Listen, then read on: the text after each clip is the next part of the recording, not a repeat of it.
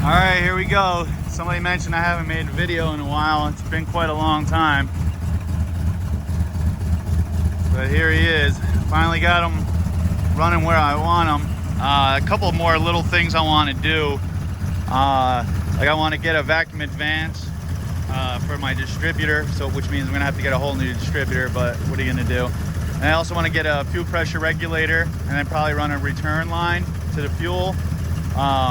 Because even though it's a manual pump, I've been doing a lot of investigating, and Thunderhead 289 said he showed how, you know, at idle this could run so much better. Even though it's a manual pump, it can go up to 8 pounds of pressure. Meanwhile, I might only need 5.5. So as you can see, it's kind of shaky right now. And as soon as I put a little bit of gas into it, it settles right out. So hopefully that'll help out my problem. So I put on a new harmonic balancer because this had the 1971 harmonic balancer on a 98 Ford Explorer 5.0. So I had to change that out. So that is the 28 ounce. No, I'm sorry, that's the 50 ounce instead of the 28 ounce. So it's, even though it's shaking a little bit right now, it's running so much better. Just kind of finishing tuning it up right now. All right, so I adjusted out my air fuel a little bit. I might even mess with it a little bit more once I turn the video off, but then I got my timing. You probably can't see it on the camera. In that hole there's a little tab, and let me see here. Okay, I thought it dropped for a second, but it's not. Running about 11 degrees before top dead center. I haven't put a vacuum gauge on it yet, but I do have one. I'm gonna put that on. But running a lot better.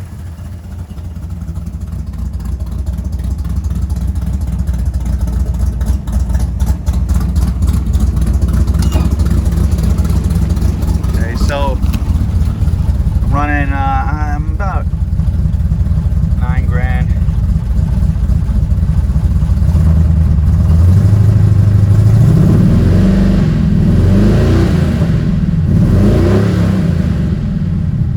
Oh man, listen to that.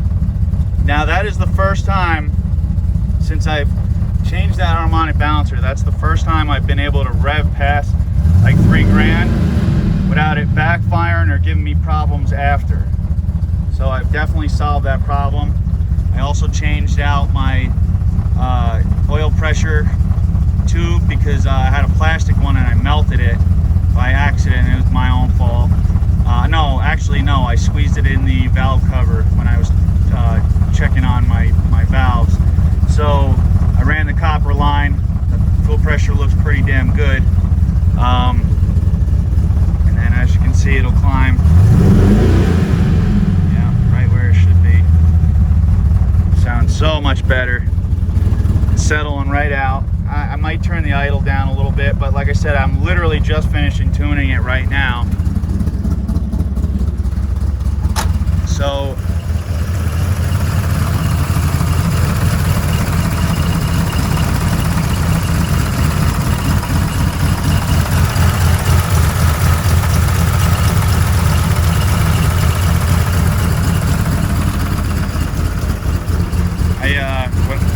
another thing I did was I pulled off the plasti dip off my wheels. Alright, and since it's a rat rod, it doesn't matter that I kind of missed a little bit of it, but it'll get off and I'll pick at it here and there. It's time for new tires. As you can see, they're really dry rotted, but they're not through to the beads or anything. But they're definitely in shit shape.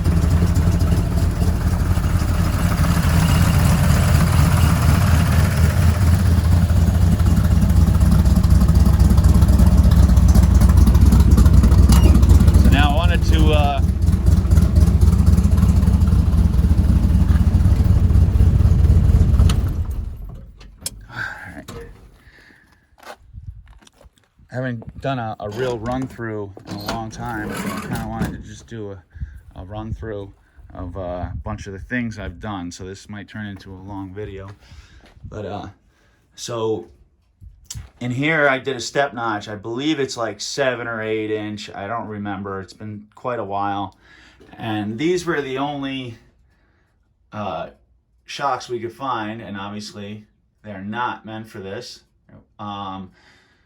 It was just something that we just did real quick, needed done, and they've been working out fine. I gotta be honest. I mean, I'm pretty sure they're a set of fronts, but it doesn't matter. They're working fine. They've done what they need to do, because what I did also was in here. Okay, so I got drop hangers, and as you can see, they have 2 different settings for I believe it's 1 inch and 2 inch. And then over here is the shackle, and I did this, and it's the same thing. As you can see on the top, there's a 1 inch and a 2 inch bolt. All right, and then okay, this leaf spring is a leaf spring I had custom made. I know it looks kind of worn right now, but I had this thing custom made.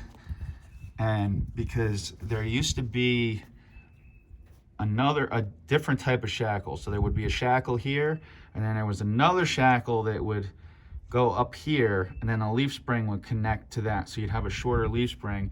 And the idea was that you would have like a farm truck with a semi-smooth ride, you know, riding around in your fields and everything. And I don't know, I just didn't really turn out to be such a fantastic thing from what I understand, but I wasn't feeling it. So I pulled it out, and I had them put a leaf spring that would fit in there. And then the other thing is an axle flip kit. Okay, so normally the leaf springs on the top of the axle. So I have the axle flip kit. So that's how I got it so low. Everybody wonders how I got it so low, and then without using airbags. But that's what I did in the rear. Okay, got to keep the trusty old big rear bumper, and this is the big one. I love it, and I'll never get rid of that thing. I love the tailgate, still in such good shape. There's my honk if parts fall off. Okay, and here's my black sheep. Everybody knows what a black sheep is, obviously, something different. But also, sheep are for driving. When you herd sheep, it's called driving them. That's the reason there's a sheep on here. Everybody always wonders. So, and then here's some of my license plates. But back to the important stuff. So now I have a bunch of holes here. This hole has changed like 4 different times. As you can see, the old cut and then the old cuts. And it's because I've had like 3 different fuel tanks in here. And the first fuel tank, we couldn't get up high enough. It kept scraping on the ground, and I was just too worried about, you know, the truck being so low and then scraping. So kept adjusting it, and then finally I switched it out. I don't remember what I switched it to, but that wasn't working out either. I think oh yeah, I'm sorry, I had that, so I switched it to the top, and I had it bolted on the top, and it wasn't working because it was causing vacuum, and I wasn't getting fuel, and I was getting I believe vapor lock. So I switched out to this, and I had a 5-tech system on here, and you know, I had the return lines and everything. That's why you see all the fancy fittings and everything. And I had to go through a whole bunch of different vents trying to find the right damn vent.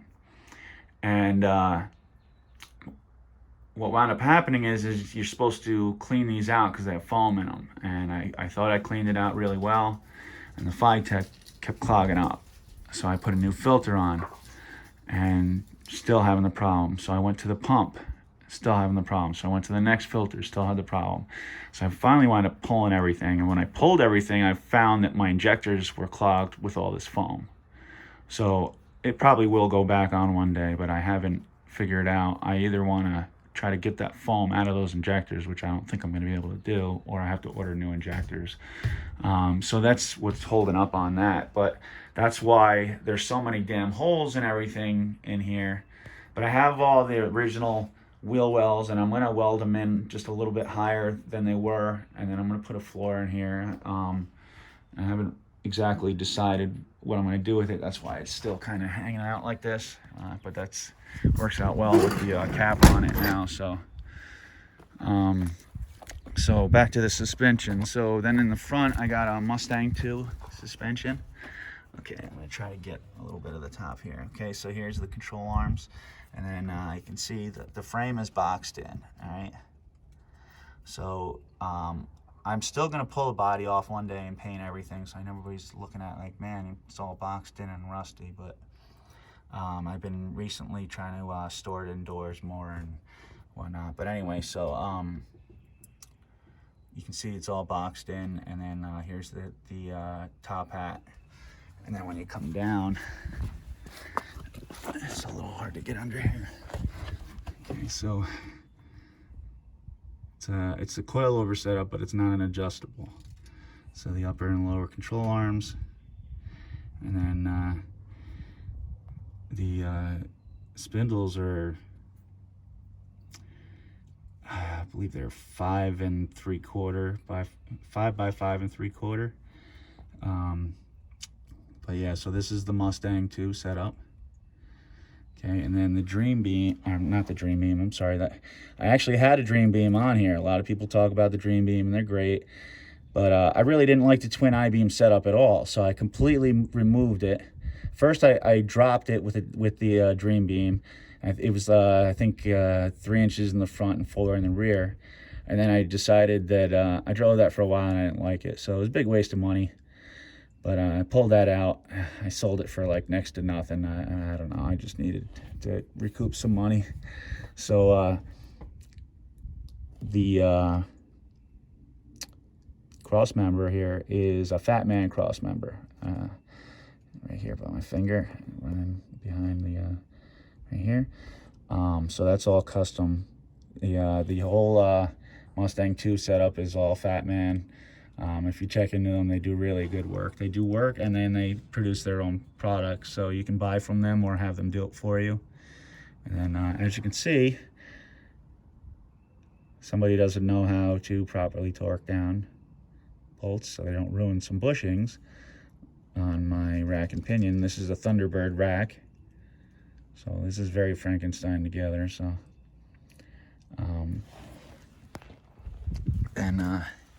these are Shelby replica GT rims. So then this is a Corvette master cylinder. I believe this is just a generic, universal, not universal, but I believe this is from a GM, but I don't remember. And I switched, I got rid of the rag joint. Anybody who has problems with rag joints know they rip and they rip and they fucking rip and they rip, excuse my language, and they rip and they rip, and I went through so many of them. So finally, for $50, I bought a U-joint. Come on, focus. For $50, I bought a U-joint. I just bought a piece of a shaft of steel. And I bought another U-joint down there that would work for the top, and that would also fit into the rack. And there you have it. I mean, you can do this on any freaking vehicle. There's no reason to mess with those stupid rag joints. They're a pain in the ass. If you have one, I recommend you do that. And as you can see, it takes up way less space. So, I mean, I got long tube headers in here and everything, which I gotta be honest, I hate them. I know get a little bit more performance out of them, but so if I come under here, all right, it's that's for my tranny. It's not hooked up, so that's why it's just hanging here. It's been hanging there for years. I don't know why I haven't fixed it, but whatever.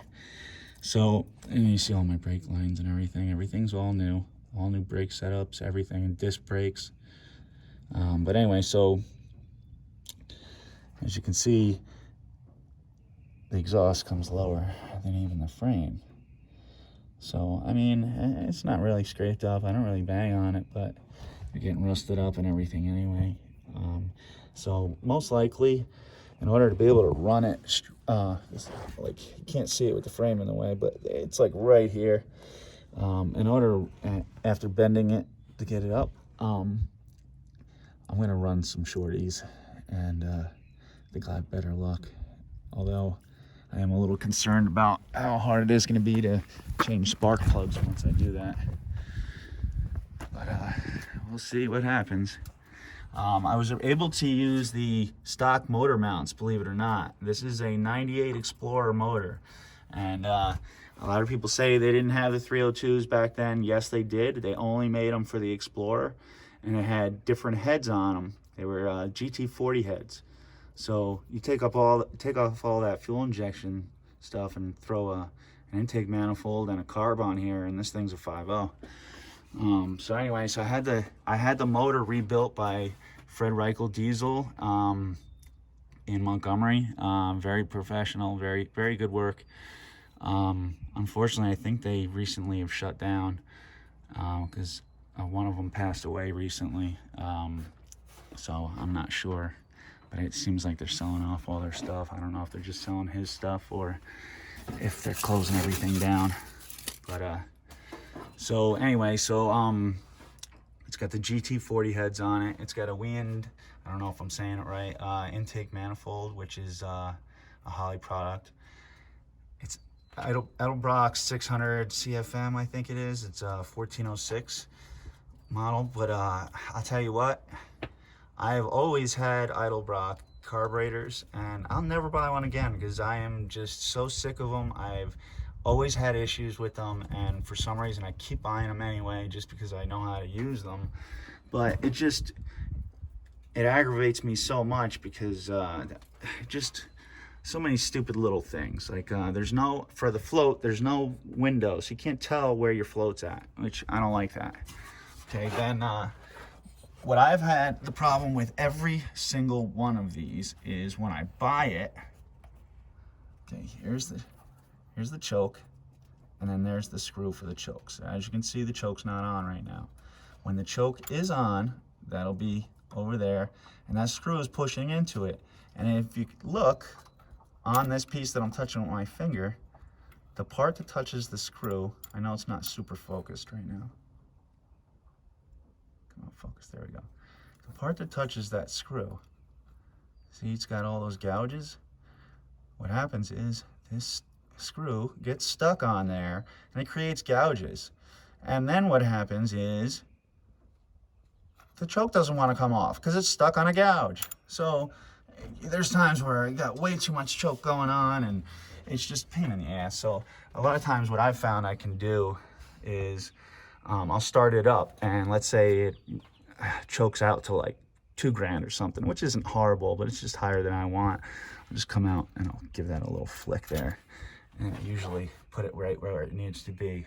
But I'll tell you what, I'm done with these things. When this thing takes a crap, that's it. I've had it. So let's see here. I still have the 3-wire alternator, but I think I'm going to switch to the 1-wire. The only reason I don't want to switch to the 1-wire is because I'll lose my dummy light, they call it. You know, your light that tells you that if you got power. I mean, because where is it? It's right here. You can't see it, but let me tell you, every time that light goes off, I need a new alternator. I mean, that thing has been so handy because I'll tell you what, in this truck, this is an old alternator. This is the old style alternator. So this is the style that they were using for 1971. So it is powered enough because I don't have anything going on. There's no computer on this truck or anything. But what happens is, lost what I was saying. They didn't, I don't remember what the voltage was, but they didn't, oh, I'm pointing the wrong spot, sorry. They didn't have the same voltage as they do nowadays for the newer motors. So if you switch to a 1-wire, you get like, I think it's 100 volt. I think they have like 120 or 130. And you get some more power, you can run more things, this and that. But then you, like I said, you lose your dummy light. Well, with this truck, because it's, obviously it wouldn't go as often, but whenever this thing goes, it goes like that. And if I didn't have that light, I'd be stuck on the side of the road. I see that light and I know I better get my ass home. So is my beautiful tie-down strap. Then come over here. Obviously I got all my signs and everything. Welded in new floors, and then I put the Dynamat. I really just did the Dynamat. I mean, the insulation was definitely nice, but I really did the Dynamat because it was so loud in this truck, you couldn't talk to people. You couldn't hear anything. You literally couldn't have a conversation with somebody because you couldn't hear anything. And then, you know, having the truck, I pull up to, let's say, a stop sign or something, and people want to walk up and they're trying to talk to me, and I'm looking at them like, dude, I have no idea what you're saying to me right now. So welding in the floors obviously helped because it gave it more structure, but then when I did the Dynamat, it really cuts down on road noise. So if you have any issues with that, I highly suggest this, but I highly suggest you taking care of your floors before you put any of this down, because it's like tar, so you're not getting it back up. I know some people see this and they go, oh man, you put that down before you did your floors. No, I did my floors, I just didn't do the rockers, but I have them. I have my cab corners. I have inside and outside rockers, so I have everything ready to repair it. Just haven't gotten to it yet. So I think that's the gist of it. I have the old wife bought me the antique look-alike radio there, and I haven't hooked it up yet, but that's a cool little thing. It's actually digital, but it looks like the old ones. I mean, I've done back flushes on the heater core. That's a GM steering column. That's why the Impala steering wheel fits on there, which didn't matter because all I had to do was buy the right U-joint that fit. You know, if you don't want to go to a GM, you buy a Ford steering column and you put a U-joint that goes to that. You just have to count your splines. Make sure, if that's 21, you make sure the spline on the U-joint is 21. It's pretty simple. I did redo this, as you can see. This looks like crap, but I didn't know. It was one of those things where I bought the kit, and of course when they showed the picture online, it looked awesome, and then when I got it didn't even fit. Of course, in the pictures they had this coming down to here where it's supposed to. You can see the old one. So I just have never gotten back around to it. It's really just a cover is what it is, but they didn't advertise it like that. But what are you gonna do? So I think that's relatively it. I think I've gone through everything, and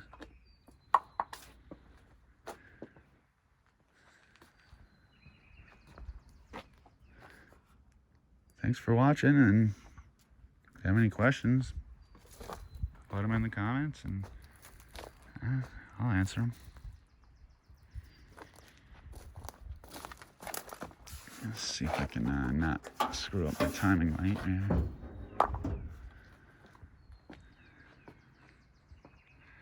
Really sunny out here today, as you can see. A little overexposure there, sorry.